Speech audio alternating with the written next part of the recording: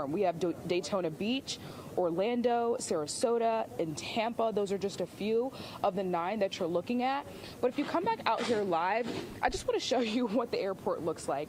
I mean, this has been the whole gambit of what we've seen. We walked down to the Southwest and JetBlue area. No one was there. And again, this is a Thursday morning where we typically see lines wrapped around as people are trying to head out on the early flights, but that's not really what we're seeing. Maybe they're heeding the warnings that, you know, airports normally do to check it with your airline before you come.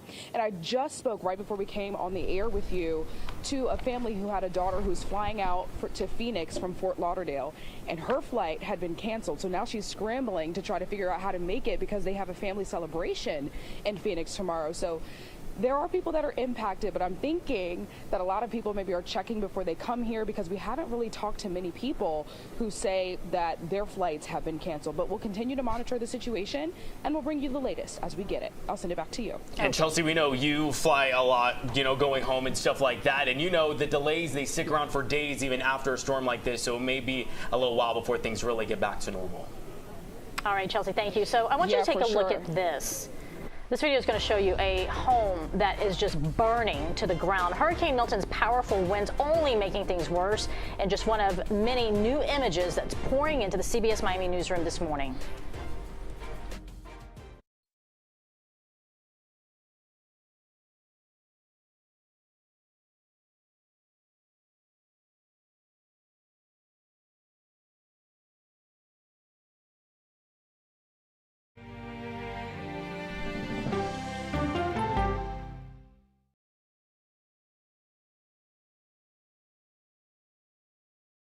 These are the stories 1, 2, 3, go! of we the people. We're trying to generate our own hope. It's a huge deal. I'm enabling them to feel valued. Eye on America, weeknights on the CBS Evening News with Nora O'Donnell. I had progressively fallen deeper into the world of online sports betting. The risk is the rush. What do you think is driving the spike in popularity? I think it's legality. If it's legal, I'm going to use it. There are ways to bet when you are 18. We've created an epidemic of child gambling. You can't walk into a male dormitory in a college campus without sports betting happening. It's America's most neglected problem. I used sports betting as a way to escape, when in reality, I'm choosing self-destruction. Whatever I had left, it was gone. The purpose of the industry is to get you to play to extinction. And that means until all your money is gone. Go to the ends of the earth. Reach for the stars. Yeah, I just took off. That kind of thing. Oh, that's pretty good. Because there's always something new under the sun on CBS Sunday morning. America Decides is your place for fact-based, unbiased reporting. At the White House, at the Capitol, on the campaign trail. What do you say to those in your party? Any cracks in the Republican Party? Our reporters and our anchors travel the country talking to voters like you about the issues that matter most. Immigration is really a factor right now that are going to be driving your decisions. What would you say to those who say, look, that's just democracy at work? Listening to you and bringing your voice into our coverage. I want a strong, proud America. Is democracy on the ballot in 2024? Let us help you decide. America Decides. Stream our expanded one-hour program Monday through Thursday at 5 p.m. Eastern. Exclusively on CBS News 24/7, the streaming home of CBS News. People with developmental disabilities were once sequestered by the hundreds of thousands in institutions. Many of our fellow citizens are suffering tremendously because lack of attention, lack of imagination, lack of adequate manpower. Disability activists have since torn down barriers blocking them from living at home or in the community. We conclude that Title II of the ADA requires states to provide community-based treatment for persons with mental disabilities. But of the 16,000 people who remain in state-operated institutions, half are in 5 states, and Illinois is one of them. I don't want to live in the institution. It makes me feel discriminated against. Do you think there are people living in institutions in Illinois that don't need to be living there? Yeah, because they're proving it as soon as they get out.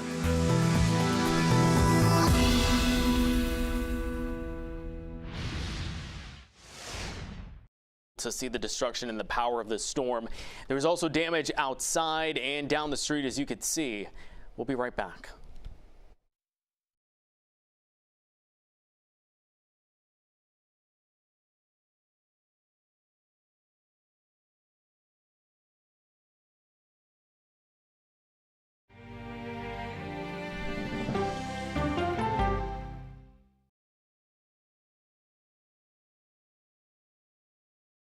Okay, so let's just start at the beginning. Well, let me start with this. What is at stake here? What is the answer then? Do you know why? You want me to just keep going? Is that a good thing or a bad thing? Were there death threats? How is this possible? What's wrong with that argument? Are you saying they lied? Have you told the government that? Why won't you say the word crisis? You're not answering my question. This really Is that scary? Does that make sense? What do you mean? What does that mean in Did any of that make sense?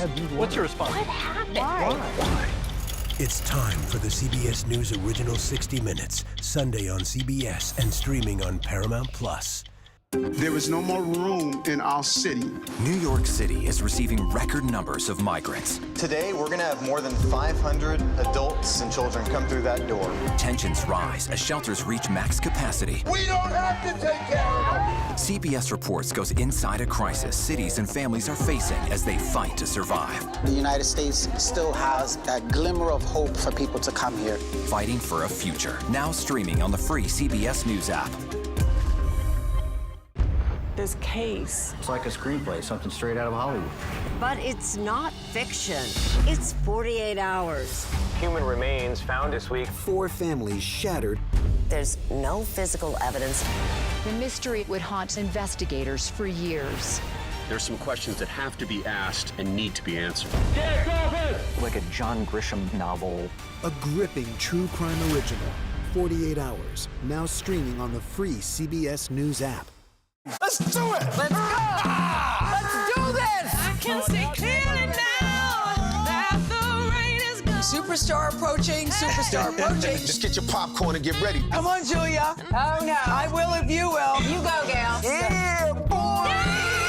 Dollar Jill. If you can't get into the market, it's okay. Renting is fine. Box, oh, it's bad. Screw cap, oh, it's bad. It's not true. We are making a wonderful lemony chicken. Ooh, it's hot.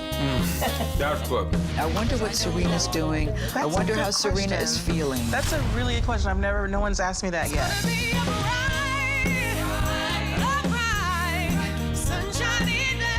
You're 70 years old? 70, yeah. I'm 21.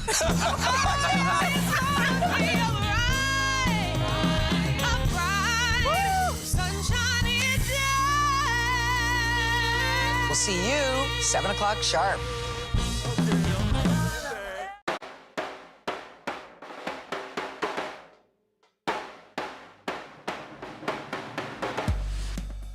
So when you look out there and you see all that green, what do you think? I see money leaving America. Pure insanity. You're noticing mis and disinformation on your own social media. This is the world we're taking in, and we can make impacts and try to improve it. Is this a battle of rich versus poor? In part it is. Black versus white? In part it is. If you're not willing to protect a place like this, then what are you willing to protect? Sure, it is still pounding parts of the state here in Daytona Beach, Orlando, dealing with some heavy rain bands, hurricane force winds. It is going to gradually make its way off to the east and into the Atlantic. It's a Cat 1 at this time, made landfall as a Category 3 yesterday, and it'll weaken as it continues out into the open waters of the Atlantic right now, moving northeast at 18 miles an hour. I do have some good news for us in Broward, Dade, and the Keys. The tropical storm warning has been canceled, no longer in effect. Though in Palm Beach County and the Bahamas, tropical storm warning is still in effect, and areas north of there here along the central northeast coast of Florida under that hurricane warning. For us, though, we now turn our attention to the wind. Wind advisory is in effect until 4 p.m. for Broward and Dade. Sustained winds southwest 25 to 30 miles an hour, could see gusts to 40. In fact, already gusts as high as 29 to 33 miles an hour in Miami and Fort Lauderdale. And I have been tracking a few showers here and there. Overall, it's been pretty quiet. It's again mainly talking about the wind as we see a few breezy showers streaming in around Cutler Bay, and we're seeing those gusts as high as 29 to 33 miles per hour in Dade and Broward. Not as bad in the Keys, but a small craft advisory is in effect. It's going to be rough on the bay. It's not a day to be out on the water boating, obviously. And we see our next weather rain tracker showing that gusts could reach anywhere from 20 to 25 miles per hour throughout the day today. And then, you know what, as we head into your Friday tomorrow, we're actually noticing some showers in the morning and some spotty showers and storms possible in the afternoon with that strong onshore flow. So today, just a 20% chance, and tomorrow, 30% chance. We will no longer be in our next alert. Breezy, though, with the chance for those passing showers Saturday, and then the rain chances increase late weekend into next week. Okay, so time right now is 5:54. Hurricane Milton, now a Category 1 storm, as you heard Lisette say, but it did a whole lot of damage as it came ashore. And it is still knocking out power as it makes its way towards the Atlantic. We'll show you the latest video that's coming into our CBS News Miami newsroom.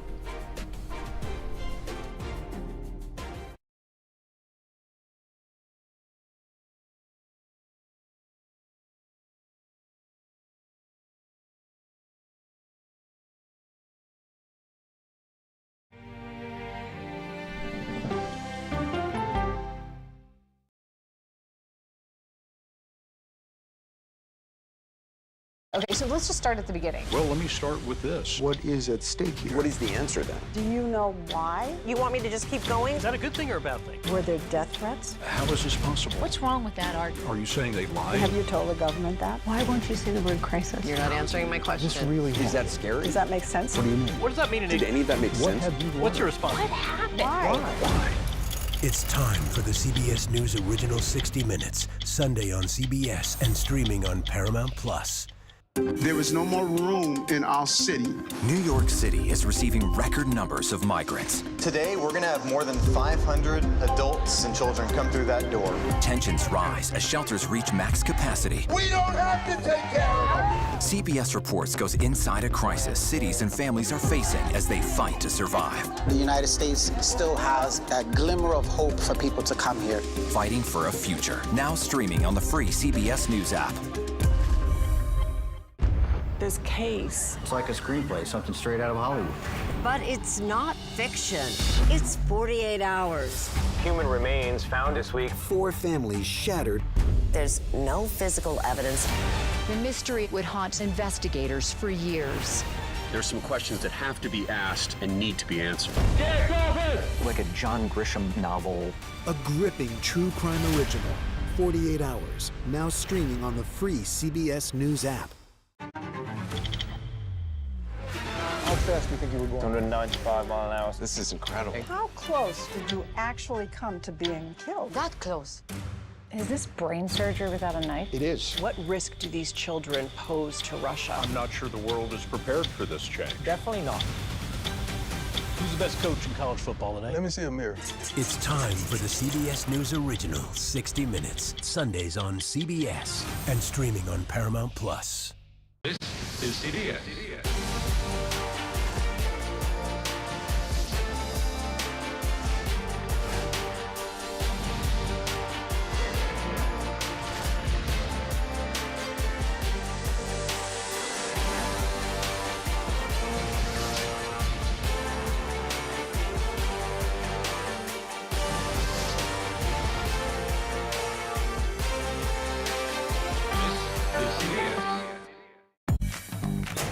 When you wake up in the morning, we want to be your go-to team. On our places. Bright, shiny faces. Nate has one of the quickest minds I've ever seen. Put me in the game, coach. Tony has a way of making people feel comfortable. The best interviews feel like it's just a conversation with a neighbor. Hey. Gail has this unbelievable knack to ask a question that is the question that you're asking at home. I've been told I could talk to a tree, and that's pretty much true. I don't go to work in the morning. I go for coffee with my 2 good friends, and we talk about the world. Your morning routine just got better. CBS Mornings, weekdays at 7. I'll see you in the morning.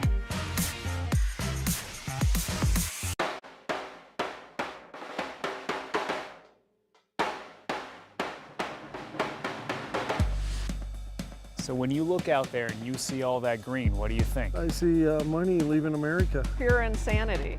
You're noticing mis and disinformation on your own social media. This is the world we're taking in, and we can make impacts and try to improve it. Is this a battle of rich versus poor? In part it is. Black versus white? In part it is. If you're not willing to protect a place like this, then what are you willing to protect?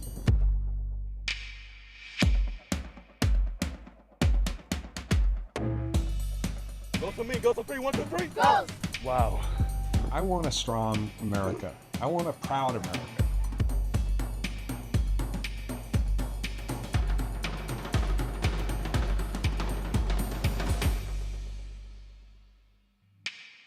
This morning, you can see our crews are everywhere, up and down both sides of our coast. So let's get right to Fort Pierce, just 2 hours north of us. The storm sparked tornadoes like this one that you're about to see, just obliterating a mobile home park there and unfortunately killing multiple people. And you can see there as it was crossing over the turnpike, this was all during an outbreak of twisters across South Florida as Milton bands were rolling through. Wow. Our Morgan Reiner is at that senior community. Morgan, we know the sun still not up just yet, but are you getting a sense of how bad the damage there is in that mobile home park? Betty and Austin, I just interviewed a woman, a lovely woman, who told me that she was in this home at the time of the tornadoes. Take a look at this. Words can't even describe the damage here. The sides of the home just completely ripped off. Come with me to this room over here. Oh, there goes my hat. I'm gonna turn on my flashlight for you, and you can see through this wall their bedroom, their bathroom. What I can tell you is that when the first tornado hit, they were hiding in the center of the room. And after that first tornado, they said it was only minor damage to the gutters around the home. But she had a gut feeling. She said, you know what? Let's go across the street to our neighbor over here. And I want you to follow me over here, because what you'll notice right across the street is that their neighbor, despite this home being torn apart, their neighbors is perfectly fine, and they have a generator running right now. And just outside of the home, my photographer is going to pan over here, and you will see a large tree just snapped in half feet away from the home. When I say there were countless miracles for this family that got out just before their home was ripped through, I mean, it's endless. She couldn't even put it into words how lucky she is to be alive. She told me that she's spoken to neighbors in the area who told me they're currently looking for their neighbors, don't know where they are right now because their mobile homes were completely blown away. Coming up in the next half hour, 6:30, I'm going to edit some of that sound from the interview I just did, and you will hear more of her incredible story. For now, I'm live in Fort Pierce. Morgan Reiner, CBS News, Miami. It is pure devastation there, Morgan, and we're going to be talking with the mayor of Fort Pierce in just a little bit later this hour, so stay tuned for that. Thank you, Morgan. And we want to give you a live look right now in Hillsborough County. This is where emergency crews are right now hard at work. Of course, we know this is an area where, as we're waiting for the sun to come up, we are seeing those crews mobilizing, getting ready for anything they need to face, possible rescues. Keep in mind, Hillsborough County, it is one of the most populated counties in our entire state. So that's why the focus is in this area there, very close to Tampa. Not seeing any rain, the wind just a little bit there. So it looks like these crews are going to get moving here very shortly.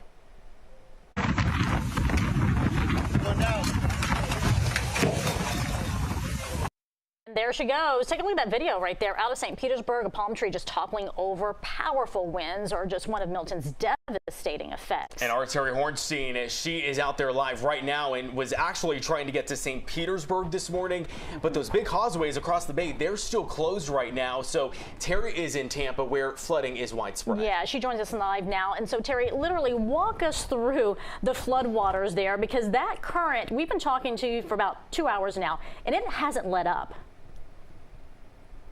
It really hasn't, and I want to show you something, because just as we were trying to get to St. Petersburg, well, linemen are trying to get over to Clearwater, and most of the bridges are closed this morning until FHP gets out there once the sun comes up to assess. So let's show you some video of these linemen all waiting right down the street from where we are at this time. You can see them just waiting there in a long line to be able to get through to Clearwater. You can also see them discussing how they're going to do that.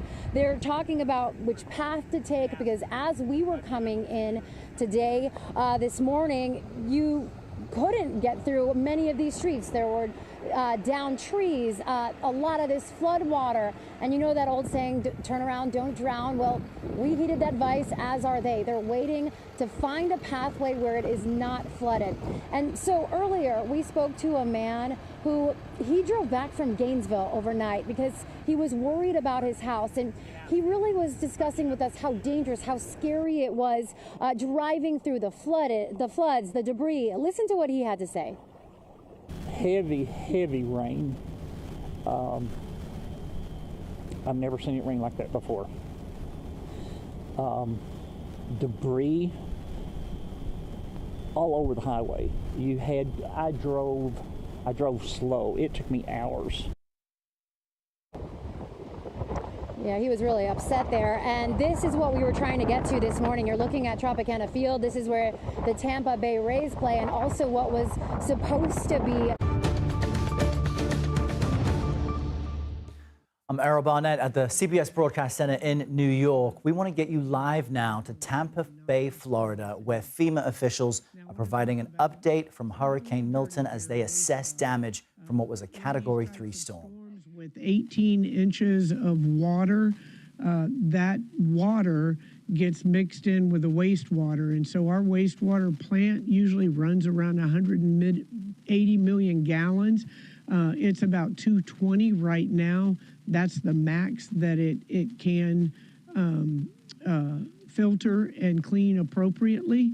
They are doing a great job. It's still up and running. We do have power out at about 60 or 70 of the 220 wastewater pumping stations that we have.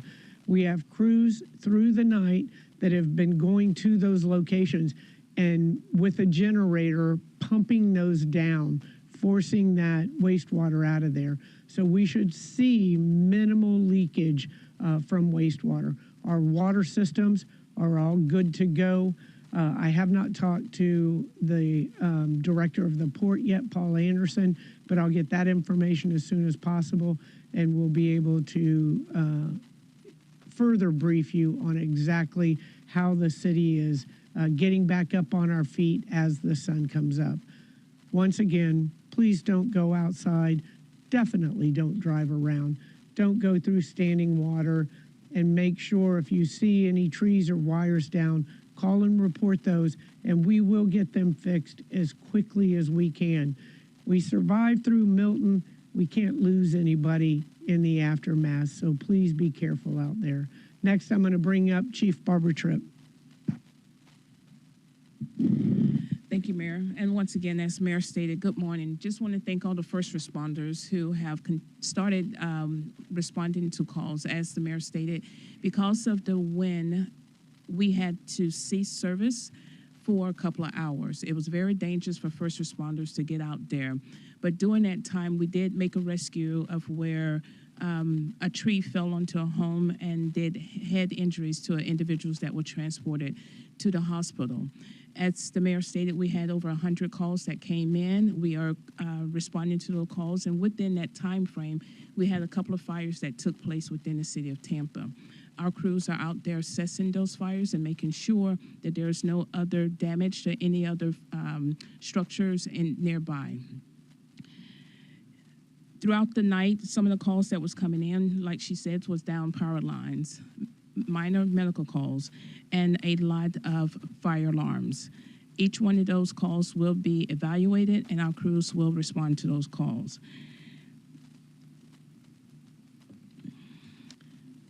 Now, we talk about damage assessment.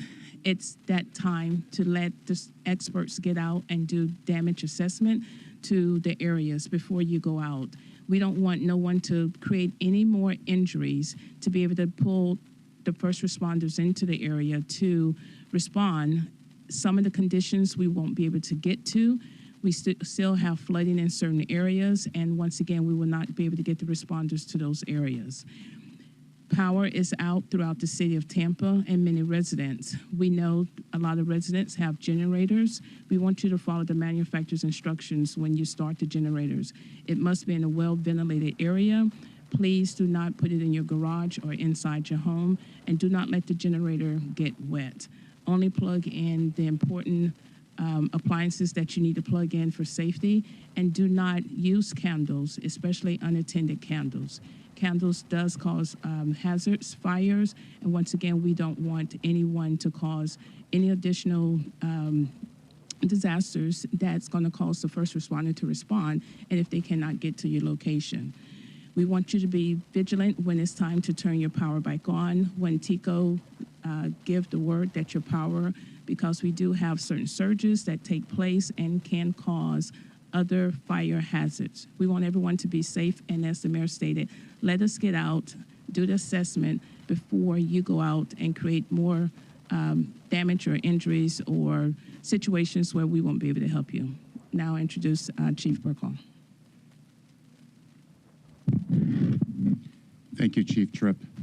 Our city has endured a lot, and our city is a very resilient city. After preparing for Hurricane Helene and recovering from that, we were preparing for Hurricane Milton. And I want to commend everyone out there that heeded the emergency evacuation order. Definitely saved lives. And as you know, over a dozen police officers had lost their homes, but still came to help the city during Hurricane Milton. As Chief Tripp mentioned, she had a rescue of a house where a tree fell on it. We also had a rescue earlier in the evening last night. We were dispatched to a call where 15 people were in a house where the tree had fell on the house and water was coming in the house. There were children in the house, and we were able to get officers out there safely and rescue 15, including young children, and take them to the Piso Elementary School shelter. We will provide video of that later for everybody to see. That's just one example of the hard work and the great first responder efforts that are out there saving lives. It is imperative that everybody stay inside and do not drive out on the roads. We have hundreds of calls of power lines down, we have trees down, and we are out there actively making the city and the streets safe. So please stay indoors until we give you the all clear. And again, we are in this together. We will be safer together if you heed our warnings and stay in and stay off the road. And next, I'll bring up Maribel for our Spanish translation.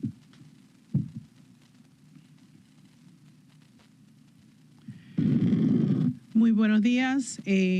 Le queremos agradecer a los residentes de la ciudad de Tampa su ayuda en mantenerse en sus hogares sanos y seguros. A este momento, el paso del huracán Milton es una cosa del pasado, pero todavía tenemos mucho que hacer para recuperar y recobrar la seguridad de todos nuestros residentes. Por favor, les pedimos en este momento que se mantengan en sus casas, que le den la oportunidad a los rescatistas de primeros auxilios de hacer su labor y asegurarse de que tanto árboles caídos como líneas eléctricas que puedan estar en los suelos son... All right, we are listening to officials in Tampa, Florida give an early assessment after Hurricane Milton made landfall as a Category 3 storm very close to where this city is. It made landfall in Siesta Key, which is just slightly south of Tampa Bay, the Tampa Bay area. On the top right corner of your screen, you're seeing Hurricane Milton's continued track. It maintains its status as a hurricane, right now a Category 1 as it crosses through central Florida, and it is expected to continue to bring with it those tropical force winds and continues to dump just an incredible amount of rain on what is already a saturated area of Florida after Hurricane Helene some 2 weeks ago. Let's take a look at some of the early damage assessments. You're looking at Tropicana Field. This is the home of the Tampa Bay Rays. And as you see there, clearly, its roof ripped to shreds by the storm. We understand that at its most powerful, the hurricane had sustained winds of up to 120 miles per hour, which is just very difficult to get your head around. This is additional footage from the region showing a crane that had collapsed. This is in St. Petersburg. Again, this area just slightly south of Tampa itself. And this is just an early glimpse that we're getting of the incredible amount of damage that a Category 3 storm is expected to bring. We heard officials there, including the mayor and the police chief, say that their water is out at most of the wastewater pumping stations, although some other water systems are good to go. They're encouraging people in the area to stay inside right now. Do not head outside into any flooded waters. We are also now wanting to cross over to our Orlando affiliate. That's WKMG for their continuing storm coverage as they wake up with the rest of us and assess damage from Hurricane Milton. In fact, I'm going to go ahead and call it a tornado because our chief meteorologist, Candace Campos, said that from what she's seen, that, yeah, it looks like it pretty much was a tornado. So we're on St. Croix Avenue, and I was showing you some of this damage earlier. We have this palm tree that is snapped, lying in the driveway here. Lots of scattered glass and debris on the ground as well. This palm tree came from the house next door. It's about 40 feet away. The top of the tree is missing because it's standing. It's here in the driveway right next to me. And at this home over here in the driveway, we have what looks to be a large chunk of a roof wedged up against a tree. And next to the truck that's sitting in the driveway that has some damage as well, that got pelted by some of the debris that was blown around from this storm, as the tornado came ashore. You can see right here, large chunk of again, what we believe to be a roof. And at this home here, we're seeing some of the ceramic tiles have been ripped off.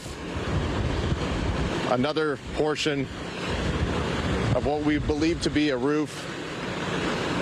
And you can see some of the part of this roof has been damaged as well from when the tornado came through here yesterday afternoon. I spoke with one homeowner. Actually, he says he got the alert on his phone around 5:20. He looked outside and saw the funnel cloud, took cover, and he said part of his home was heavily damaged, that the roof was heavily damaged. We have video from earlier as well, too, from a Wells Fargo bank nearby, just up the street, about a quarter mile away off of A1A and Banana River Boulevard. The roof was ripped off of that Wells Fargo bank. Some other businesses were damaged. About 5 to 6 of them got very significant damage, windows blown out from this same storm that roared through here from Hurricane Milton. And out here along St. Croix Avenue, we have this minivan here parked in the driveway. Several windows busted out from the debris that was thrown around. And this debris are actually ceramic tiles that we're seeing on the ground here. Some of them may have come from the roofs along this street, but also we believe that probably a lot of it came from this dumpster over here, that there was some roof work being done in the area. Highly likely that a lot of debris spun up from what we believe to be a tornado, thrown down the street, pelted a lot of the cars in this area, homes as well. One street over off of Banana River Boulevard is where we saw a lot of damage, large chunks of roofing material spread all over the front yard of one of the homes there. There's definitely going to be a lot of cleanup to do here once we get to sunrise. We'll get a better idea of the scope of the damage from when this suspected tornado came through here yesterday afternoon. We're now reporting live in Cocoa Beach. Mark Lehman getting results, News 6. All right, Mark, thank you so much.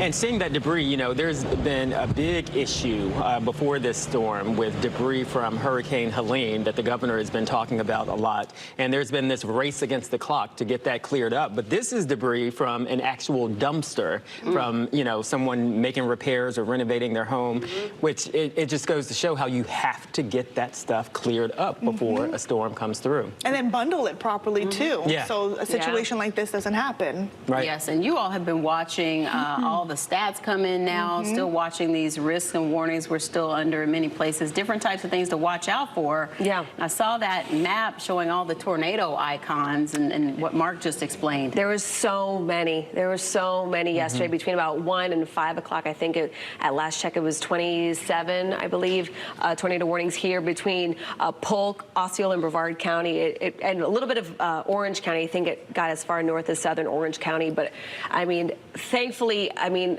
even want to say thankfully, but we had a couple of confirmed. Some of the ones that were confirmed were very rural areas, so that certainly was a good thing. But I mean, you start seeing some of those tornado reports and the videos coming in from South Florida. I mean, these are tornadoes we never see here in Central Florida. So again, it was a weird system. The dynamics in and around Milton were just unusual. That's the reason why it was taking that random, just straight west to east track that normally doesn't happen across the Sunshine. Normally we get that curve, right? It brushes Tampa, does it brush, and then go up to the north. We didn't get that. So what's an interesting fact about that is that even though we are now talking about this tropical system out over the open water, still causing storm surge and all that, the worst of the wind right now is what's happening right now. And that's what we're starting to see with a lot of our crews. It's the backside of this hurricane. So we're not done just yet. Unfortunately, I would love to sit there and just kind of do our recap graphics that we tend to do at the end of storms, but we're not there just yet. Looking here at Hurricane Milton's latest stats as of 5 a.m., sustained winds of 85 miles per hour. It's quickly moving towards the northeast, about 18. But even though the system is still now offshore, the worst of the weather, again, still is on the backside of that storm, along with how much rain is going to be falling still. So let's look here at the power outages. We are seeing a lot of them starting to blink orange and reds. About an hour or two ago, we had a couple of greens and blues, a little bit on the lower end of things, but we are really starting to ramp up these numbers pretty much everywhere. I was hopeful that I was going to have power, and then the backside of that storm kind of finished off my neighborhood with the power. 92,000 without power right now in Orlando, 86,000. Obviously here we're in the millions in areas in and around Tampa. So with that being said, when you see how many people are without power, we're going to have to be patient on this one. This is a big swath of a very populated areas across Central Florida. And also, we have all those tornadoes that happened on the southeast coast of Florida that are also caused power outages. So no matter where you look, basically from Central Florida southward, we have a power outage issue, and it's going to take time to bring that power back to many parts of Central Florida. Again, right now we are looking at the worst of the winds, although we are now starting to see the winds kind of die down in some locations as Milton continues to pull away. So right now we are clocking winds still of 72 miles per hour in and around the airport there, up to 58 miles per hour into land. Not as bad now in Kissimmee, and then across areas of Daytona Beach at 74, Cocoa Beach at 41, and about 49 mile per hour wind gust there in Titusville. Right now it is still raining. It is still raining in areas of Volusia, northern Seminole, northern Lake County, that zone that does not need any more rain. Look how much rain has fallen within the last 24 hours, and this water has to go somewhere. So the problem with this is going to be, one, what does the flooding even look like by the time we get that sun up within the next hour and a half or so? So right now we're about 8 to about almost a foot of rainfall in and around Volusia County. Ormond Beach picking up about 7 to 8 inches of rainfall. New Smyrna Beach about 8. In and around between Port Orange and DeLand, there's certainly a big swath of pretty heavy rain. You can see kind of that light lavender color there. As we head a little further south into Seminole County, that's about 8.5 inches of rainfall in Lake Mary, over 8 inches, almost 9 inches of rainfall. This zone here also incorporates the Little Wekiva River. That is certainly a big concern as it is quickly moving into major flood stage. It went from no flood stage before the storm came through, and then it just continued just to skyrocket, unfortunately. So a lot of neighborhoods in and around Seminole County will start to see that domino effect from our waterways on the rise. In Orange County University Park at about 7 inches, in and around Winter Park through Orlando, 9 inches of rain. That 9 inches of rain stretches into Ocoee, Mount Verde, Claremont right now, closing in on almost a foot of rain, even down in Kissimmee, picking up about 5 inches. Bushnell in and around Coleman between about 10 and 11 inches. And then in areas where we saw all the tornadic activity much earlier in the day yesterday, into Osceola County, Brevard County, Polk County, these areas picked up a lot of the rain, but a lot of it was within those supercells, picking up between 4 or 5, even about 3 inches of rainfall. So we talked about how Milton was going to cross central Florida, and that northern side of the system and the northern side of the track was going to have the most amount of rain, and that's exactly what verified, unfortunately, when it comes to how much rain fell. But we are still watching this rainfall in some areas. And of course, where is it falling? Over the areas that have seen almost a foot of rain. So again, we're going to continue to add these numbers, unfortunately, throughout the next couple of hours as it continues to wrap around and push out towards our coastal communities. But again, this is going to be another concern. Although we're not seeing any bright reds, still any additional rain that we are going to see is just going to add to already some record numbers that we're already accumulating. All right, let's talk about how much wind we've been accumulating over the last couple of hours. Meteorologist Michelle Morgan has more on that. Yeah, we've been dealing with some really strong winds across central Florida, Candace, and I'm sure we're still seeing that setup, even though many of us were on the backside of that system. It's interacting with the jet stream. So we're going to continue to see strong winds as we go through the next couple of hours. So far, the strongest wind gusts, we're looking at Marineland, 92 miles per hour, Orlando at 86 miles per hour, Daytona Beach, 87, Ponce Inlet, 99 miles per hour, and then Cape Canaveral, we're at 77 miles per hour. We're still dealing with some storm surge along the East Coast. We have our winds now pushing from the east, and that's going to continue to push up the water. And then again, this is the worst case scenario from Flagler County all the way down to Brevard County, where we could potentially see up to 6 feet of storm surge. And of course, that can cause significant damage, minor beach erosion, and of course, that coastal flooding. Back to you. All right. Thank you, Michelle. We will take a quick break. We'll be right back. Want the latest and most pinpoint accurate updates going on in the tropics? Then All right, joining me back here at Studio 57 in the Broadcast Center in New York, I'm Errol Barnett. And by now we've had an early morning update from 2 coasts there on Florida. In Tampa, the mayor and other police officials say they're still assessing the damage from this storm. Hurricane Milton made landfall as a Category 3 just slightly south of Tampa across Siesta Key. Everyone there waking up to see just how bad things were. We've seen some early footage of Tropicana Field in Tampa, which has had its ceiling completely ripped apart by the incredibly strong storm winds, at one point reaching sustained strength of 120 miles per hour. So this is just an early glimpse at some of the most visible damage we can see. Nearby in St. Petersburg, a crane collapsed during the hurricane, and we've been able to capture some footage of that. The officials there are telling people to stay inside, do not walk through some of the floodwaters which still exist in this area. This is our local affiliate continuing its coverage. Let's listen to what Tampa affiliate WTSP is updating us on now. Stadium. But not soon enough. We got until 2027 to get through. Yeah, so what do you do? They're going to have to figure that out, and of course we will figure that out over time. There's supposed to be a Christmas event happening there inside. And Chant is a big event that I know probably is already selling tickets, if it's not already. And it's a big undertaking every year. People look forward to it, and we don't know what's going to happen just yet. A lot of questions this morning, but obviously the roof is not intact. Yeah, absolutely. And again, that's a jaw-dropping moment. But we, of course, are more concerned about you more concerned about your homes, the place you call home. That's the most important thing here today.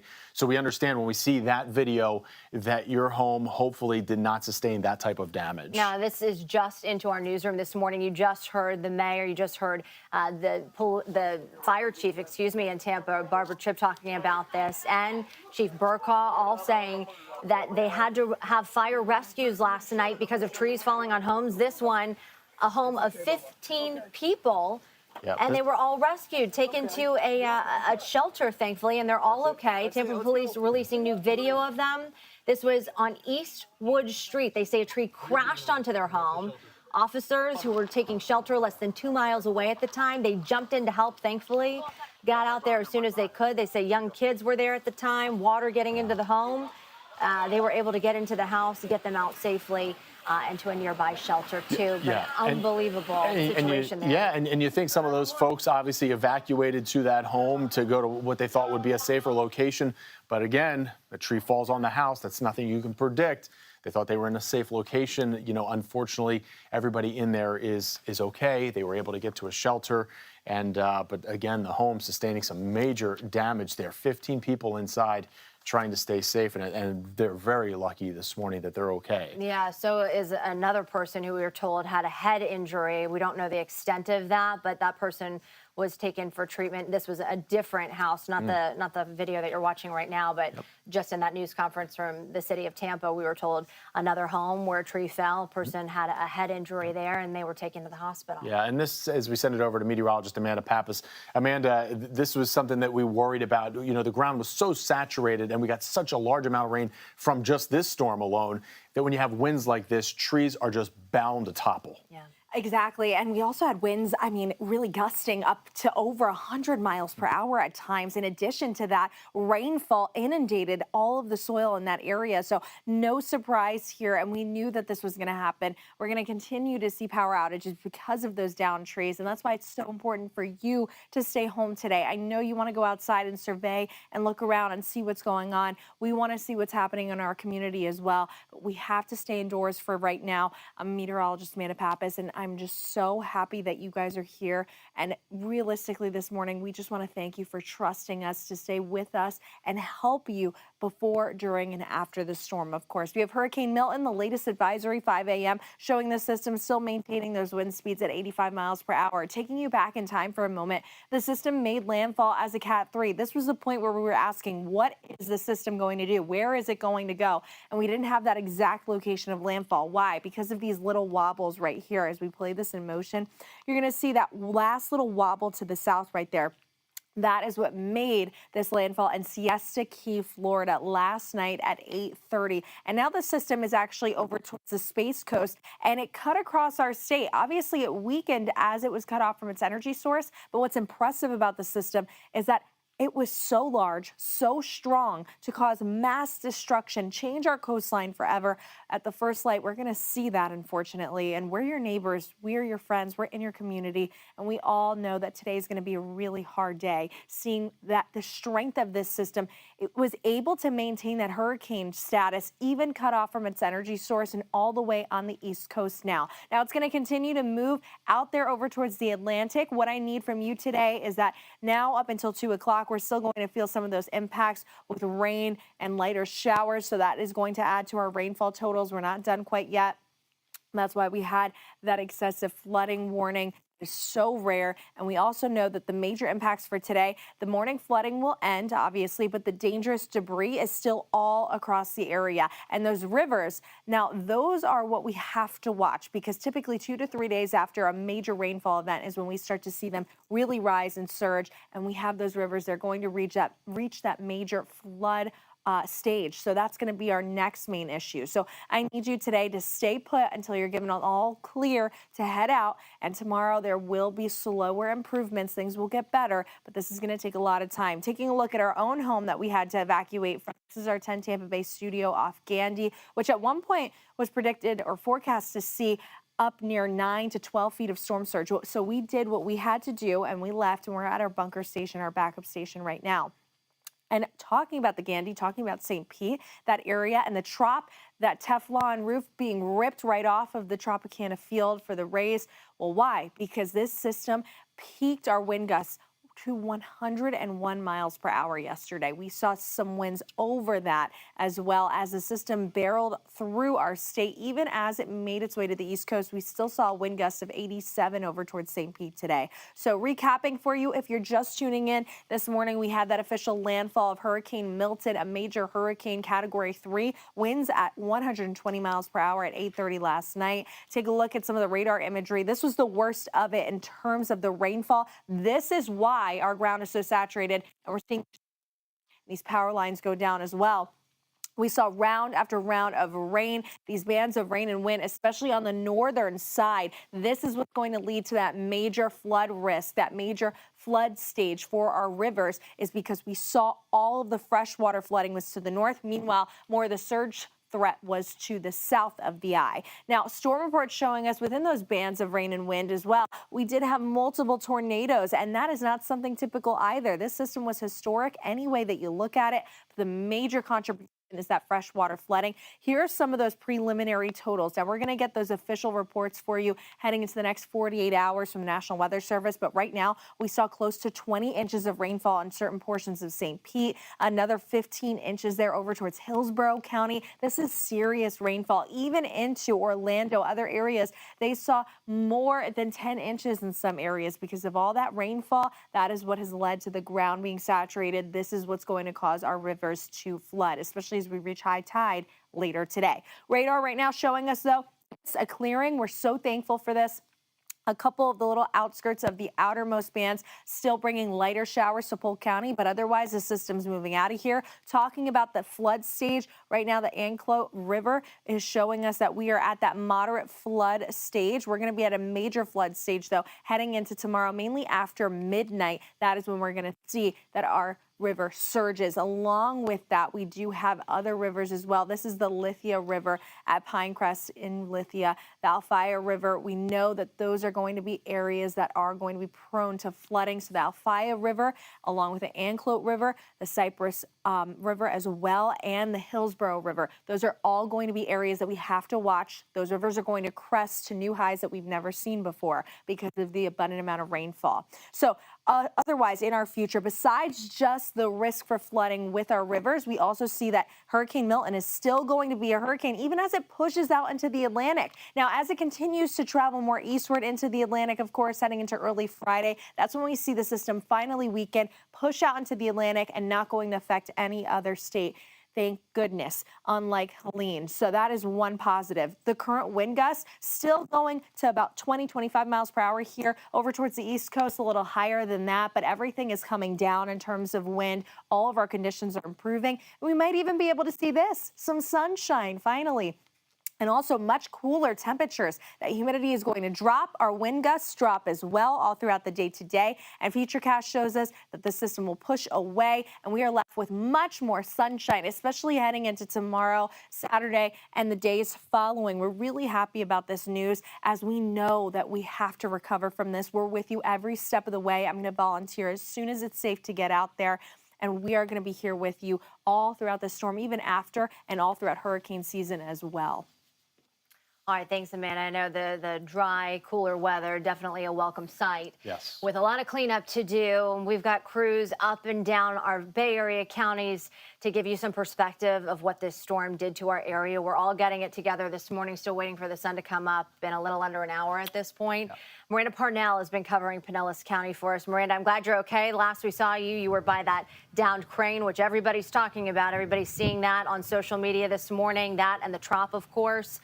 Glad you're okay. You were in Gulfport in the aftermath of Helene. You're back there this morning. And I keep asking, because you guys were on the ground, you are our eyes and ears.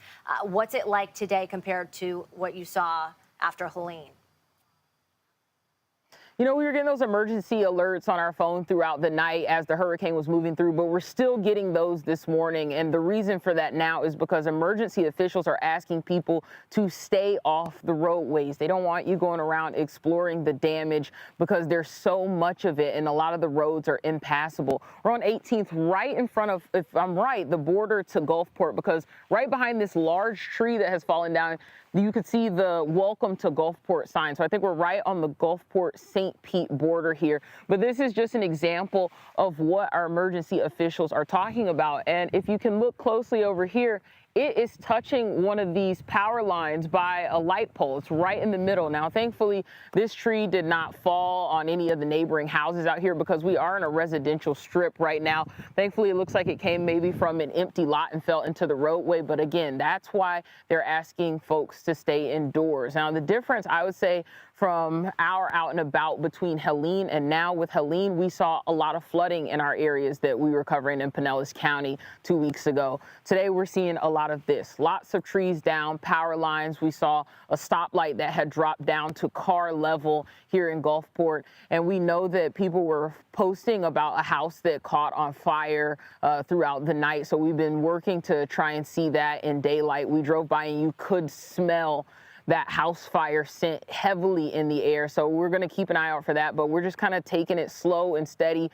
We don't want to cause any more issues for our first responders. We know that they are working hard already in the aftermath, but that's why they're asking folks to just stay home. You don't want to see the damage up close anyway, honestly. It's trees down, and hey, we'll go out and find it so you don't have to come out.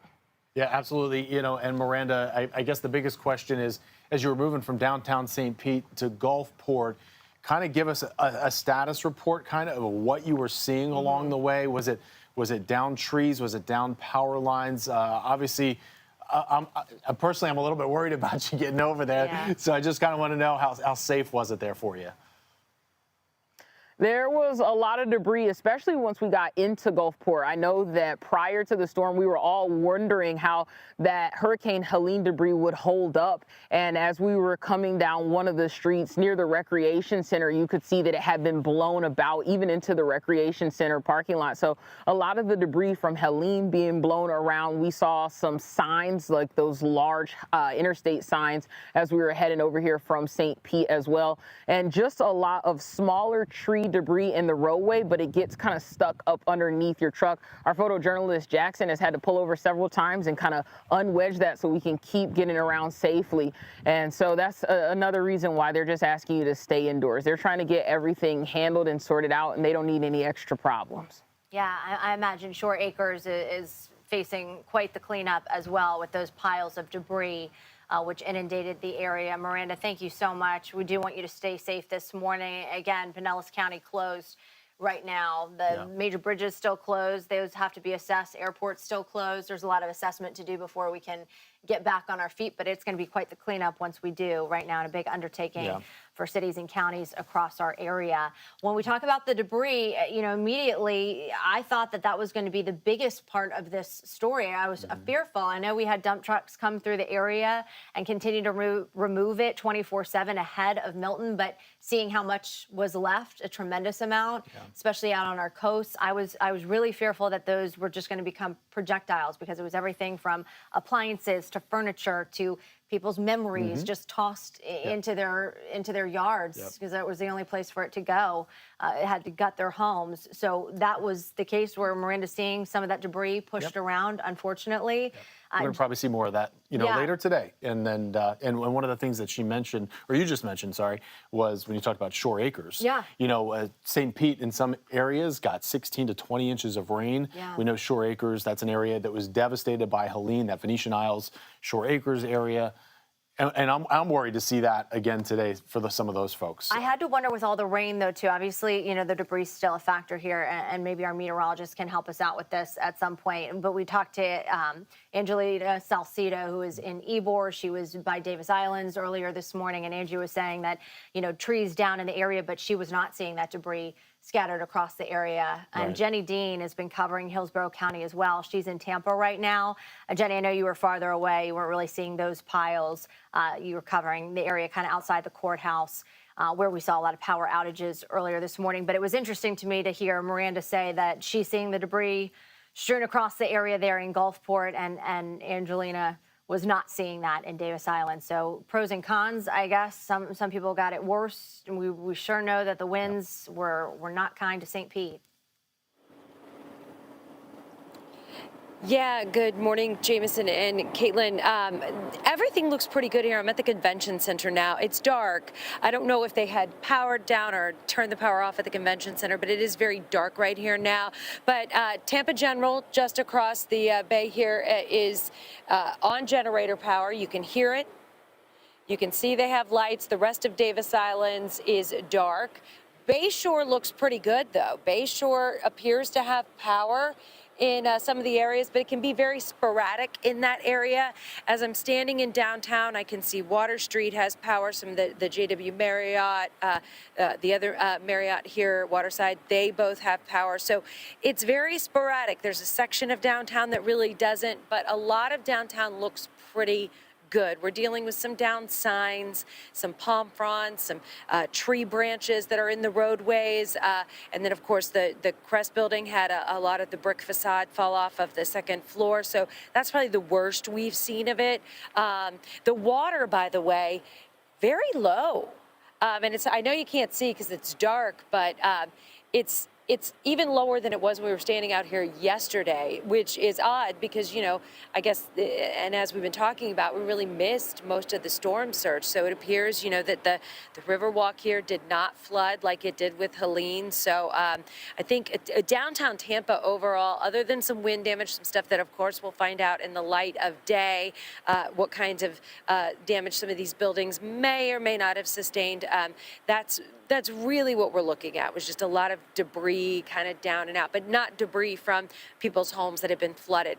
We're going to make our way over to Bayshore, and then we're going to try to get out to Davis Islands to get an idea once it's light out so we can actually see what it looks like over there, because it's so dark and there's no power, so no sense in driving over there in the dark. But since they do have lights on Bayshore, we're going to head that way, and we'll be keeping you updated all morning long. All right. Jenny Dean reporting live for us there in Tampa. Jenny, thank you so much.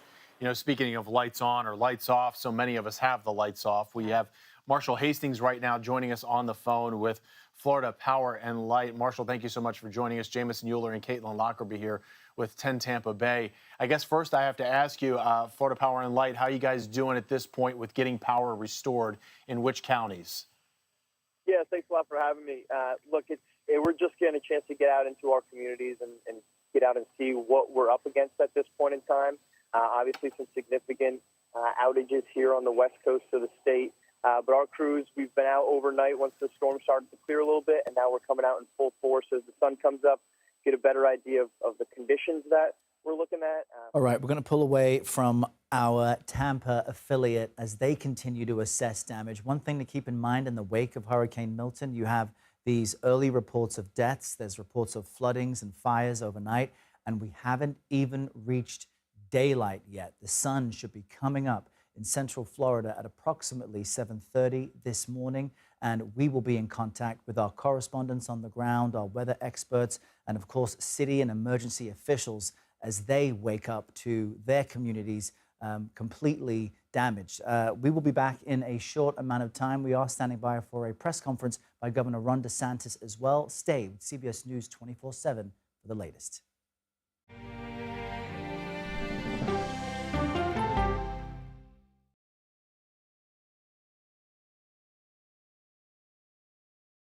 These are the stories 1, 2, 3, go! Of we, the people. We're trying to generate our own hope. It's a huge deal. I'm enabling them to feel valued. Eye on America. Weeknights on the CBS Evening News with Norah O'Donnell.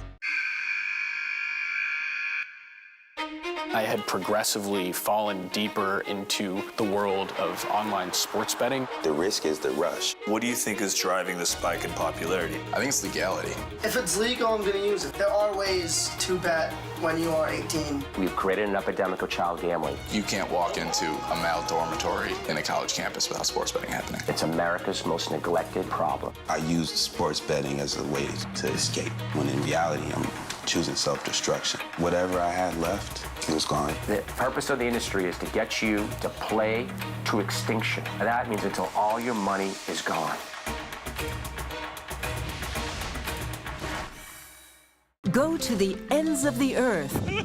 Reach for the stars. Yeah, I just took off.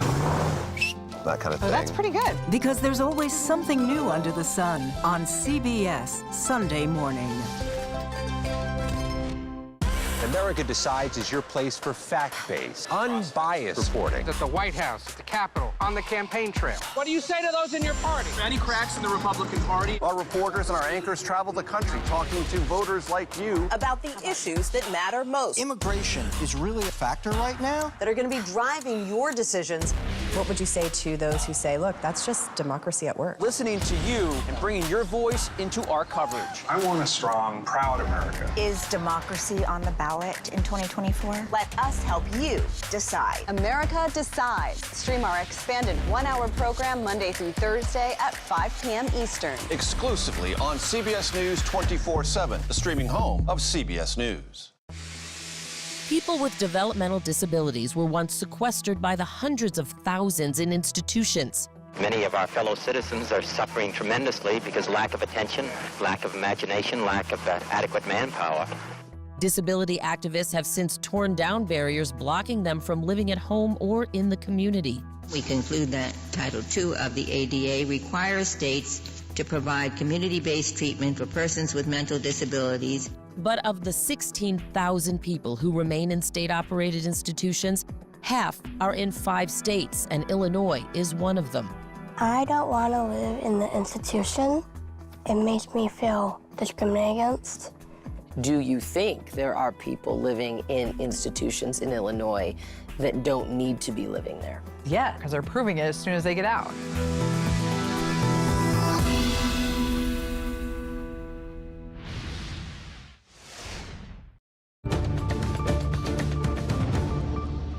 Good morning, I'm Errol Barnett at the CBS Broadcast Center in New York as we wake up to the damage from Hurricane Milton, which made landfall as a Category 3 on Florida's west coast, and at this hour continues to march across the center of the state as a Category 1, exiting along its east coast. Let's get the latest from our Tampa affiliate WTSP for their continuing coverage of what was left behind.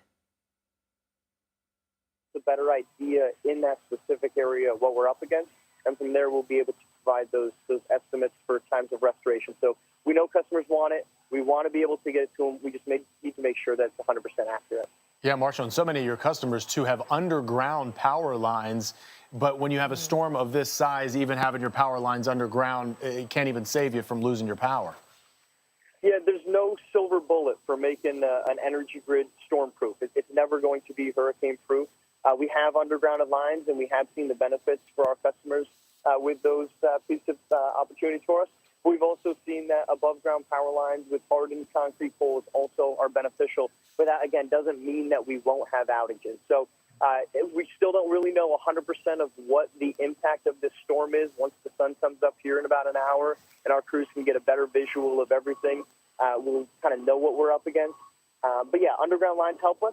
But, you know, in flooding events, it can be a challenge because we have to wait for those waters to subside. So it's going to be a challenge. But again, we want our customers to know we're ready. We're here for them, and we're going to be coming in full force to get the lights back on. Yeah, Marshall, as we're just wrapping up here with you, it's a pretty good time to also remind everybody as they're clearing out all their debris and vegetation, keep it away from the power lines so you guys can do your job. Mm-hmm.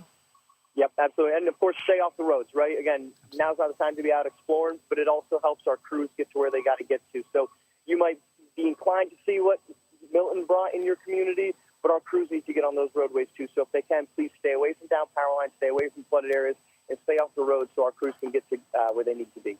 Yeah, I know. We're happy to get out of their way because they've got a job to do, and we welcome it when we're in the dark. Thank you so much for joining us this morning. Absolutely. Marshall, thank you so much. Yeah, it's great to see the cavalry coming down the street when you've lost power, especially if it's for more than a few days, right? Yeah. So look for the helpers. Yeah, right? Look for the helpers, exactly. And they are the helpers. They are literally going to be our white knights here coming down the road and helping us out and getting that power back on. You know, lots of damage as we've been talking about all morning long, and a lot of that video coming into us this morning. Some video that we got in from the Hillsborough County Sheriff's Office just a little bit ago. Look at the home of quite the crew, right? There it is. They are deploying their assets that they've stored up over there at Raymond James Stadium. They're mobilizing in full force right now to begin their recovery efforts and respond to calls that maybe they got in the middle of the night that they couldn't get to right away. Yeah, they're deploying assets from Raymond James Stadium, and that is going to be definitely needed, although the storm surge not as big of the story as we certainly saw with Helene. This time it's going to be a lot of rescue when it comes to getting the trees out of the way and getting to the people who need the help the most. At one point during the storm, City of Tampa wasn't able to respond to calls. We were getting an update this morning. Fire Chief Barbara Tripp was saying that they ceased service for a few hours overnight because of the wind speeds out there just was too dangerous. And so grateful to the Buccaneers, you know, and the team and letting everybody kind of stage there. The team. They're not there now? Yeah, they're not there. They left out of town they left out of town on Tuesday so they could still practice up in New Orleans and get ready for the game on Sunday there against the Saints. So we were able to use that area, and so certainly grateful for that. We also got some video in from Orange County. Obviously, that's the Central Florida over towards Orlando. Certainly the fire rescue there, their rescue efforts are underway in Orange County, that Edgewater Winter Park area. As you know, that area right past Orlando, a very popular place to go and maybe do a little shopping, grab some lunch maybe or a meal over there. Their team's working right now to respond to water rescue emergencies. That is a low-lying area over there. If you've ever spent some time, past Disney and Universal and spent a little time in the City Beautiful, you'll know that they have flooding issues there as well. During Ian, the Orlo Vista community there, just east of Tampa, had to do water rescues all day long for lots of massive flooding in neighborhoods over there. Yeah. So they're kind of down in a low-lying area, kind of like a soup bowl, if you will, over there. Yeah. And they're going to be doing a lot of water rescues there today as well. Yeah, speaking of Ian, right, the hardest hit area, Fort Myers, this is what we're seeing there in the aftermath of Ian. We expected that storm surge, especially south of where it made landfall. Siesta Key was where that happened at 8:30 last night as a Category 3 storm. So the southern area is really getting that surge this morning. A look at Fort Myers, and it is. Yep. And Papa's like, we can't hear her. I'm not sure if people at home can hear you, but she is well versed in the area, very familiar with Fort Myers. Yeah, that area actually, that top left. And it's just remarkable as we listen to our Tampa affiliate WTSP and as we were listening to our Orlando affiliate WKMG that these reporters and anchors are waking up to their own communities completely damaged. We're going to continue to assess the damage, the early reports of deaths and the ongoing flooding from Hurricane Milton after this short break. Join us for CBS Morning News in moments.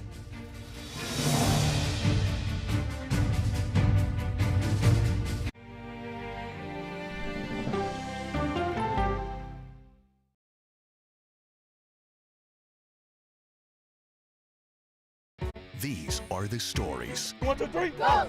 Of we, the people. We're trying to generate our own hope. It's a huge deal. I'm enabling them to feel valued. Eye on America, weeknights on the CBS Evening News with Nora O'Donnell.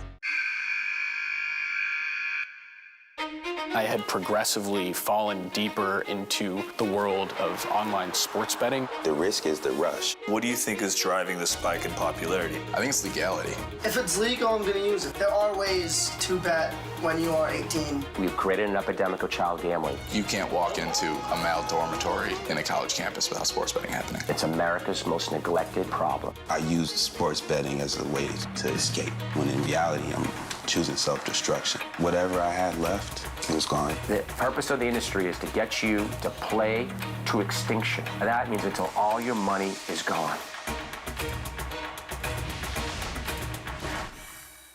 Go to the ends of the earth. Reach for the stars. Yeah, I just took off.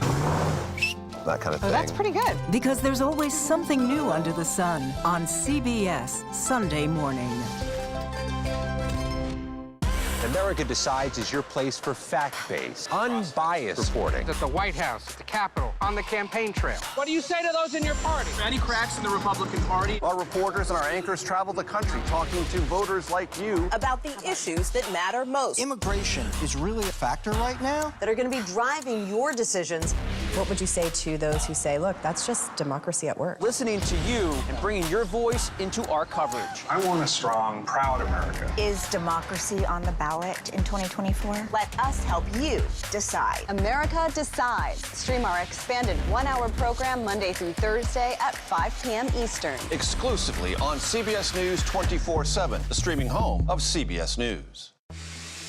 People with developmental disabilities were once sequestered by the hundreds of thousands in institutions. Many of our fellow citizens are suffering tremendously because lack of attention, lack of imagination, lack of adequate manpower. Disability activists have since torn down barriers blocking them from living at home or in the community. We conclude that Title II of the ADA requires states to provide community-based treatment for persons with mental disabilities. But of the 16,000 people who remain in state-operated institutions, half are in 5 states, and Illinois is one of them. I don't want to live in the institution. It makes me feel discriminated against. Do you think there are people living in institutions in Illinois that don't need to be living there? Yeah, because they're proving it as soon as they get out.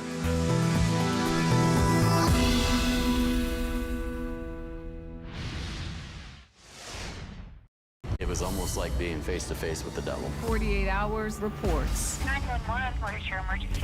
She disappeared off the face of the earth. Ever think in your wildest dreams someone might want to kill you? You're caught. You're gonna go down. Stream 48 hours, 24/7.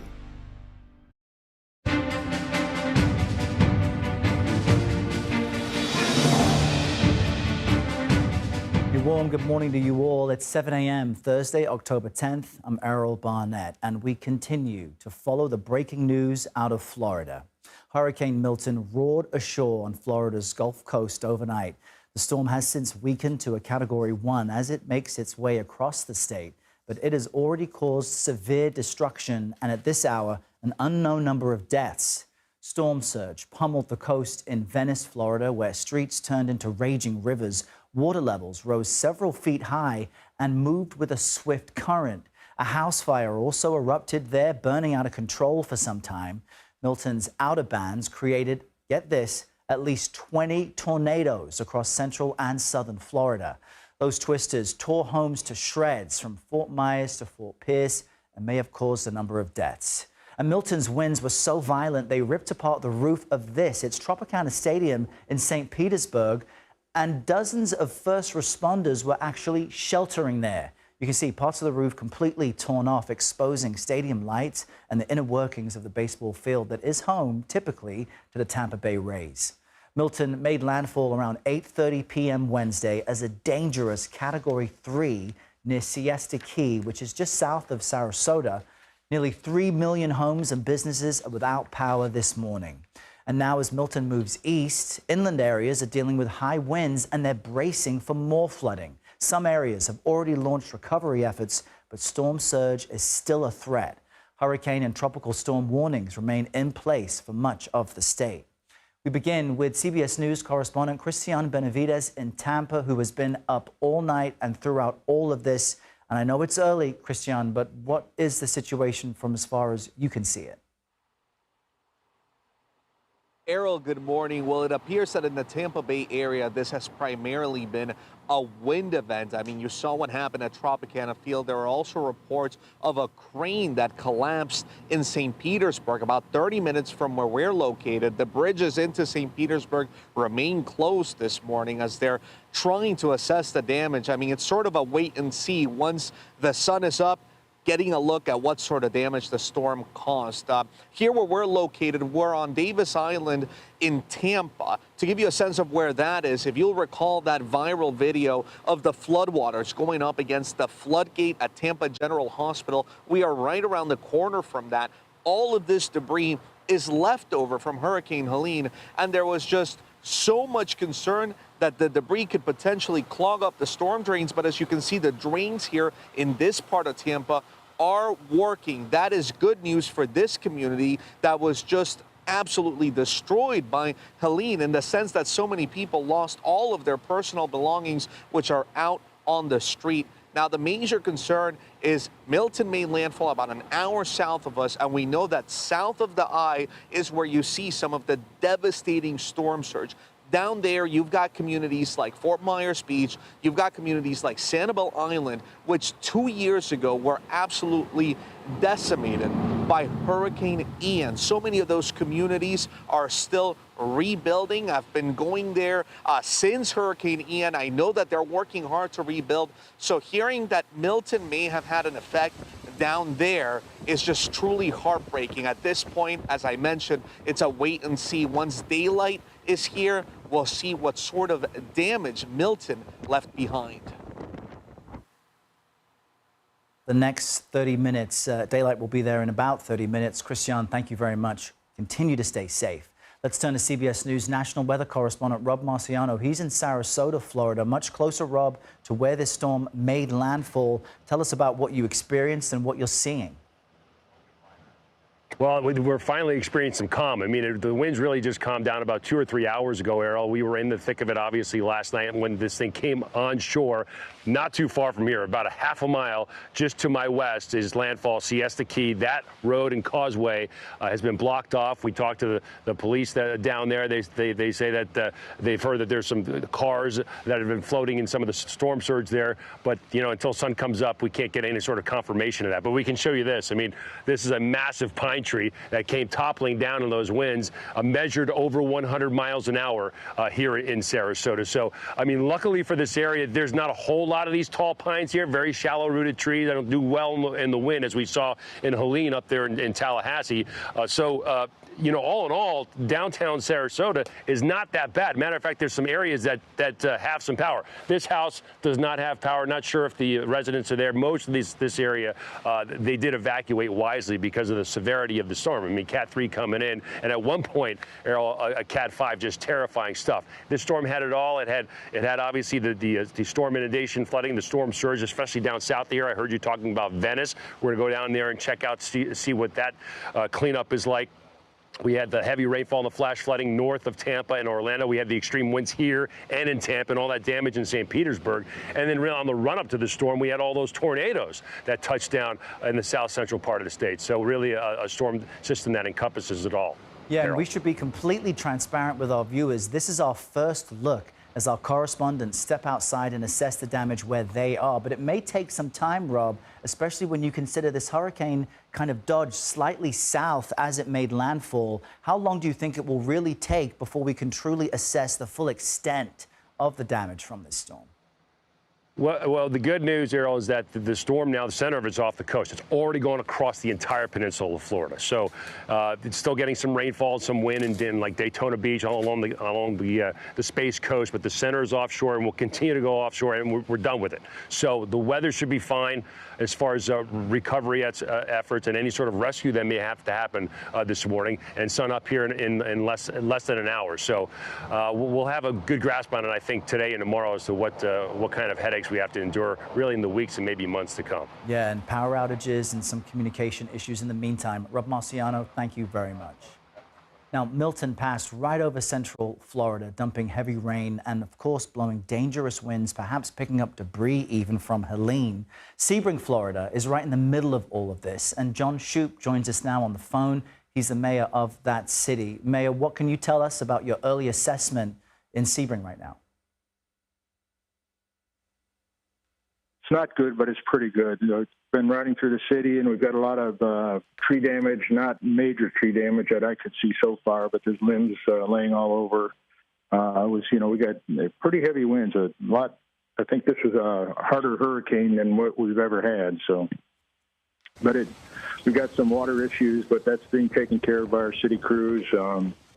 And I think they're mainly busted pipes that trees pulled off for residents and that stuff. But all in all, we made it through. Power is out for the whole city, but we're moving forward.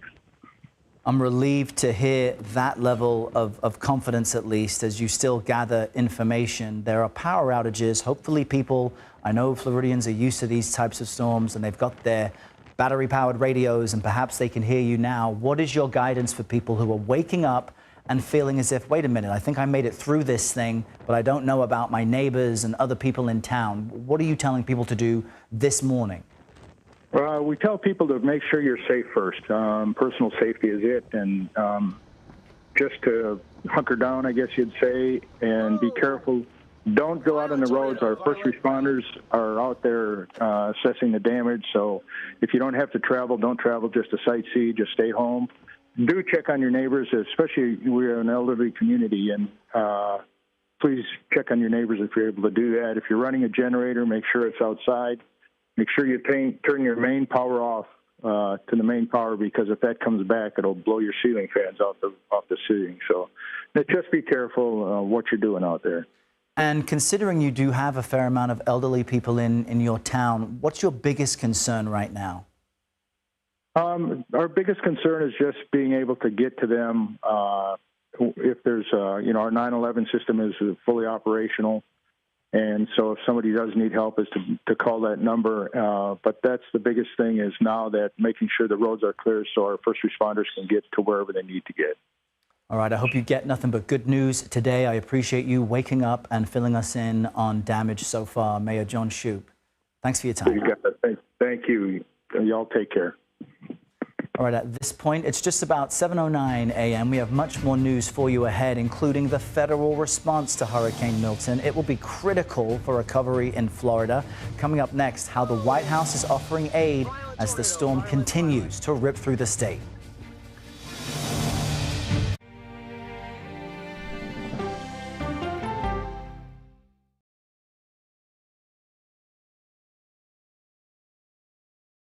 These are the stories 1, 2, 3, go!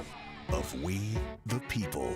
We're trying to generate our own hope. It's a huge deal. I'm enabling them to feel valued. Eye on America. Weeknights on the CBS Evening News with Norah O'Donnell. I had progressively fallen deeper into the world of online sports betting. The risk is the rush. What do you think is driving the spike in popularity? I think it's legality.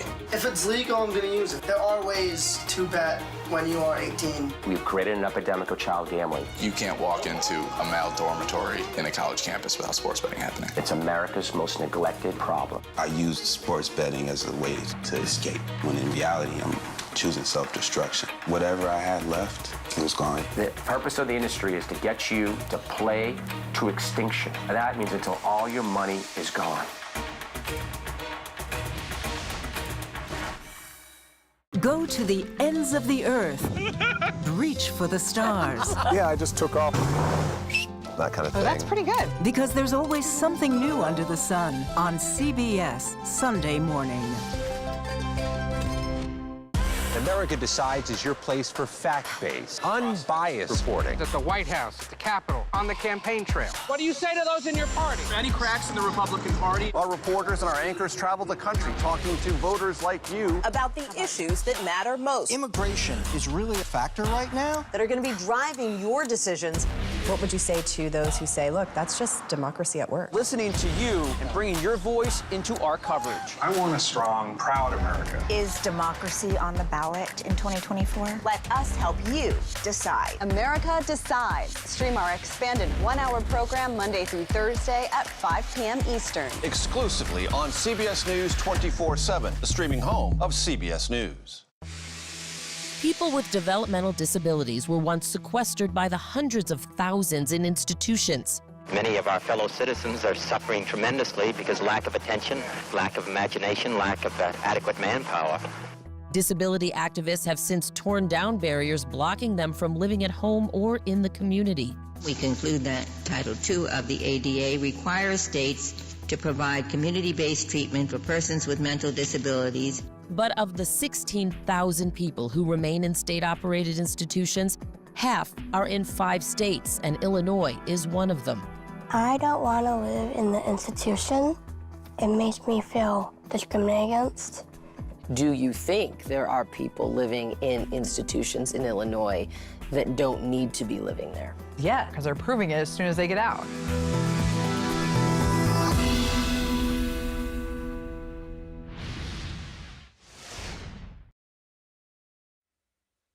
We continue to monitor developments out of Florida this morning after Hurricane Milton made landfall last night as a powerful Category 3 storm.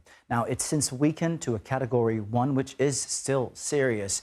And right now, more than 3 million homes and businesses are without power across the state. That's according to the utility tracker, poweroutage.us. Now, the White House says President Biden has been briefed on the initial impact of Milton. In an address to the nation, the president said thousands of federal personnel are ready to offer assistance with 20 million meals and 40 million liters of water. To the people of Florida and all the impacted states, we've got your back. We've got your back. And Kamala and I will be there for as long as it takes to rescue, recover, and rebuild. For more on the federal response, let's bring in CBS News reporter Willie James Inman joining us from the White House this morning. Willie, the sun has yet to rise on southern Florida. It's happening as we speak. But what federal resources are being deployed to help people in Florida right now?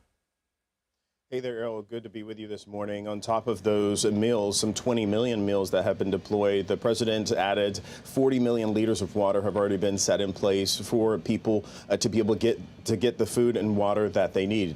In addition to that, the president also says that he authorized the Pentagon to move disaster and recovery vehicles into place so they can respond once it's daylight there. Once the storm passes over Florida, they'll be able to respond and help with search and rescue efforts. Remember, the president also authorized the Pentagon to deploy thousands of active duty personnel to respond to Hurricane Helene in North Carolina.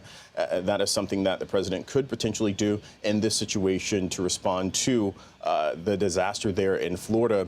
He did also talk to local officials, including Governor Ron DeSantis, giving the governor and others his personal number here at the White House so they could call and speak to him directly to see and get whatever they need in terms of that assistance. Now, the president has already approved that disaster declaration. That means that funds and things that the state of Florida needs are already going to that state. And they'll go to that state once those recovery efforts start as well, Errol. So the federal government responding to this and getting things in position ahead of Hurricane Milton's landfall. Clear and accurate information is crucial to people in Florida right now as they wake up and figure out what to do next. I know the president addressed misinformation around this storm. What claims was he trying to shoot down?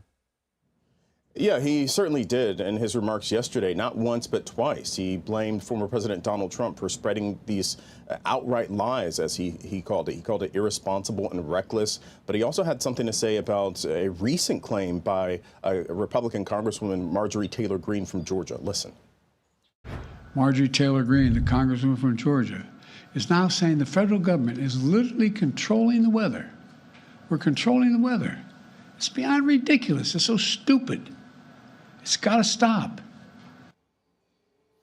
And the president also blasting this claim that FEMA is somehow diverting funds to help migrants. The president said that that is a lie as well yesterday in his statement, Errol. Pretty emphatic about that. Willie Inman, thank you very much. The Harris and Trump campaigns are also weighing in on Hurricane Milton. Both campaigns are in battleground states today, making their pitch to voters. CBS News campaign reporter Jake Rosen is following this for us from Ann Arbor, Michigan this morning. So, Jake, fill us in. What are Trump and Harris saying specifically about the hurricane and the response to it? Well, just like what Willie mentioned, you have not heard that kind of misinformation around Hurricane Milton like we've heard about Hurricane Helene by the former president so far, although the hurricane obviously, as we know, just hit overnight. Donald Trump at an event yesterday in Reading, Pennsylvania, said that he hopes everyone in Florida, his home state, stays safe and that they're battle down, put the hatches down and get through this hurricane. We'll see exactly what he says later today here in Michigan, where he's expected to give economic remarks. And in terms of Vice President Harris, we know she was calling local officials in her official vice presidential capacity and also encouraging people to stay safe. We'll see what more happens today on the campaign trail in terms of rhetoric around specifically what you just mentioned, kind of that misinformation, what the government specifically and clearly is doing to support people in Florida today. Okay, Jake Rosen, thank you very much. We are continuing to track Milton as it makes its way across Florida. Coming up next, how people on the state's East Coast are faring this morning, and we will have a look at the forecast. Stay right where you are.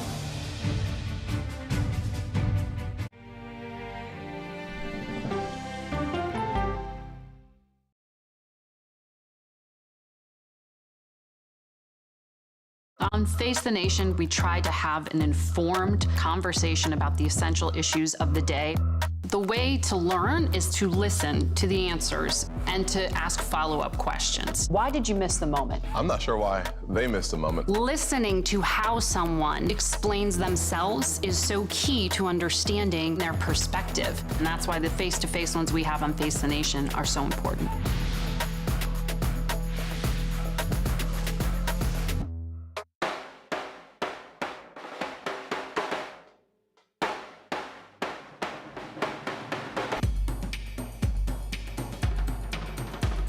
on America. Weeknights on the CBS Evening News with Norah O'Donnell.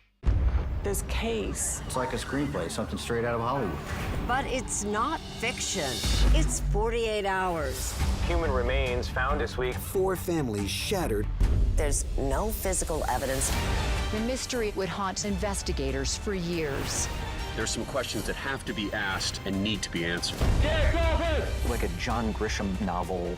A gripping true crime original. 48 hours. Now streaming on the free CBS News app. Let's do it! Let's go! Let's do this! I can see clearly now that the rain is gone. Superstar approaching, superstar approaching. Just get your popcorn and get ready. Come on, Julia. Oh, no. I will if you will. You go, gal. Yeah, boy! Dollar Jill. If you can't get into the market, it's okay. Renting is fine. Box, oh, it's bad. Screw cap, oh, it's bad. It's not true. We are making a wonderful lemony chicken. Ooh, it's hot. That's good. I wonder what Serena's doing. I wonder how Serena is feeling. That's a really good question. No one's asked me that yet.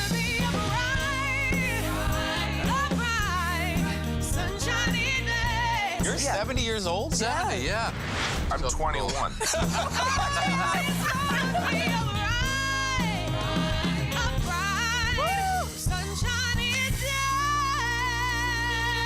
We'll see you 7 o'clock sharp.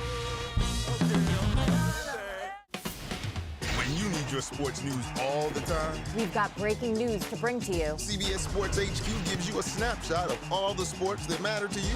Big news coming out of the NFL. A lot of movement in the rankings this week. With highlights What a finish at the final round of play. and in-depth analysis. Can they three-peat? Tony Romo joins the conversation. What can you say about this game? When you need your sports in a snap, We're bringing you that breaking news right here on HQ. find it on CBS Sports HQ. Streaming free anywhere you are. The CBS News original 60 Minutes opens its archives. Pretty loose for a Friday night. Yeah, no, I mean, it's not my first show. With moments you haven't heard before. It's almost more fun that way when you have something to prove. Listen to 60 Minutes, a second look, wherever you get your podcasts.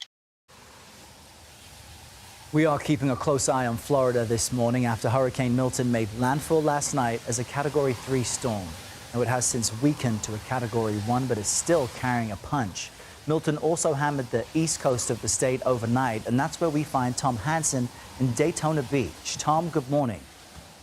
Hey there, Errol. Well, it was a long night here in Daytona Beach where the wind was howling and the gusts were forceful. Debris flying, rain blowing sideways. Now, the conditions currently, while they're still strong, are nothing like what they were overnight. Reportedly, there have been wind gusts up to 90 miles an hour. That is certainly not what it feels like standing out here, even compared to just an hour ago when we first went live. Now, the tail end of the storm appears to be making its way out to sea. 8 to 10 inches of rain are what we are seeing here in Daytona Beach. So certainly the concern for some flash flooding and standing water is front of mind for authorities.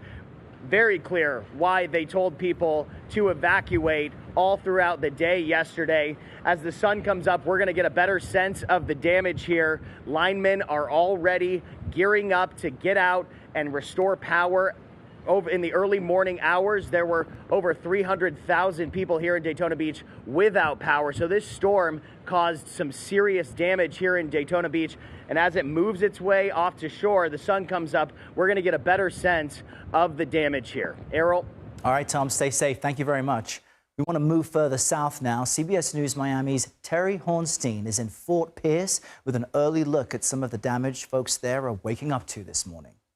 Now, as soon as we got here to this community in Fort Pierce, the damage was obvious. If you walk with me over here to this home, you'll see that the roof was blown off of this home, as were the windows and the front door. And what we're seeing like this is pieces of scrap metal still being knocked around the area. Same story in the home next door. You can see right through the home. I mean, the windows were blown off, portions of the roof as well. And if you look over here to this side of the street, these homes right here from this angle, they look pretty decent, in decent enough shape. But right on the other side of those homes, are endless piles of debris where you can see more portions of roofs, you can see front doors, endless personal belongings. You know, so many people lost so much in these tornadoes, but more than just belongings, several people lost their lives here. At this hour, it's unclear how many people did lose their lives. On the way into this community, before we even got here, we saw an 18-wheeler that was knocked over on its side. The roof of a gas station was blown off as well, on the side of the road, mingled up. A lot of significant damage out here. But what you'll notice right now is that the power is out. The only reason why you can see me right now is because we have a camera on the top of the light. We also have our car light on right now.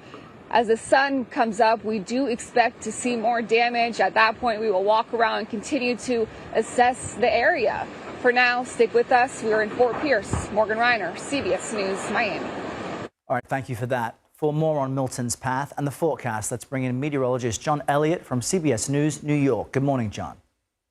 Good morning, everybody. It's the day after a challenging day of cleanup. This is what it looks like when a Cat 3 makes landfall in Florida. Winds gusting over 100 miles an hour. All kinds of damage resulting from the wind.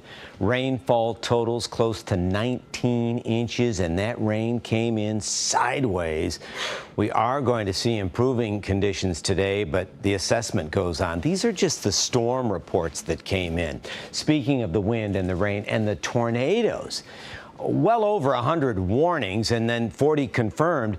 You know, to confirm a tornado, usually there's a site survey. Yeah, that's going to be hard to do, but we will be surveying and assessing the damage from Milton. Milton is continuing to move on out. We will see improving conditions. Still concerned about surge for parts of the east coast of Florida into Georgia, South Carolina. Cool in New England. Frost advisories, a feature on the map. Very warm in the central states. Still very hot out west. Once again, we're going to see triple digits for parts of the southwest. Better along the coast, but yeah, more summer-like weather for much of the country. All right, John Elliott, we appreciate it. The time is now about 7:25, and that means the sun is just coming up across central and southern Florida. Here's what we have on deck for you this morning. We will have live team coverage following Milton's path, surveying damage from the storm. You can stay with us all day for that on CBS News 24/7. And shortly, we'll take you to Tallahassee, Florida. Governor Ron DeSantis is about to give an update on the state's response to Milton as the focus shifts now to cleanup and recovery. But before that, let's get you live to Times Square with Gail, Tony, and Nate. They have a look at damage caused by several tornadoes touching down in Florida. More on that next. You're streaming the CBS Morning News.